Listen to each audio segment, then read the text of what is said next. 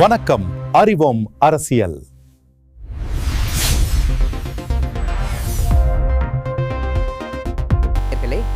அறிவோம் அரசியல். இன்று நாம் அலசப்போகும் தொகுதி தென் தமிழகத்தின் அரசியல் திசையை தீர்மானிக்கும் விருதுநகர் நாடாளுமன்ற தொகுதி. மேலோட்டமாக பார்த்தால் இங்கே திமுக பலமாக தெரிவது போல் இருக்கலாம். ஆனால் ஆழமாக பார்த்தால் இங்கே பல அதிர்ச்சிகரமான உண்மைகள் ஒளிந்திருக்கின்றன. வாருங்கள் அலசுவோம். சட்டமன்றம் vs நாடாளுமன்றம் -1 பார்வை. 2021 சட்டமன்ற தேர்தலை பொறுத்தவரை விருதுநகர் தொகுதியில் திமுகவின் வெற்றி என்பது ஒன்றும் பெரிய இமாலய வெற்றி கிடையாது.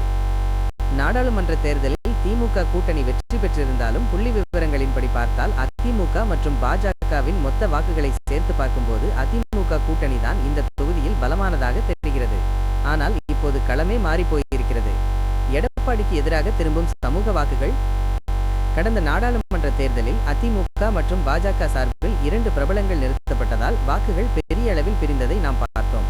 முக்கியமாக அதிமுகவின் பாரம்பரிய வாக்கு வங்கியான தேவர் சமூக வாக்குகள் டிடிவி தினகரன் மற்றும் ஓபிஎஸ் ஆகியோரை கட்சியை விட்டு நீக்கியதால் எடப்பாடி பழனிசாமிக்கு எதிராக திரும்பியது. இப்போதும் டிடிவி தினகரன் கூட்டணியில் இருந்தாலும் எடப்பாடியின் கை ஓங்கி இருப்பதாலும் கட்சிக்குள் இருக்கும் உட்கட்சி பூசல்களாலும் இந்த வாக்குகள் மீண்டும் அதிமுகவுக்கு செல்லாமல் எடப்பாடிக்கு எதிரான வாக்குகளாகவே மாற அதிக வாய்ப்புள்ளது. இந்த சூழலில் தான் தமிழக அரசியலில் விஜயின் தமிழக வெற்றி கழகத்தின் வருகை நிகழ்ந்திருக்கிறது.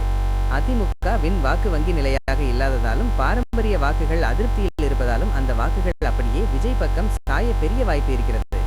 இது அதிமுகவுக்கு மிகப்பெரிய சரிவை ஏற்படுத்தும்.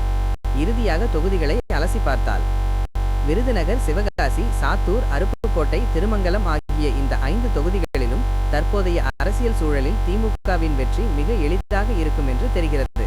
ஆனால் திருப்பரங்குன்றம் தொகுதியில் மட்டும் இன்னமும் அதிமுகவின் செல்வாக்கு நீடிப்பதால் அங்கே மட்டும் அதிமுக வெற்றி பெற அதிக வாய்ப்புள்ளது.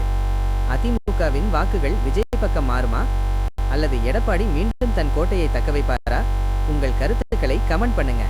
இது உங்கள் அறிவோம் அரசியல்.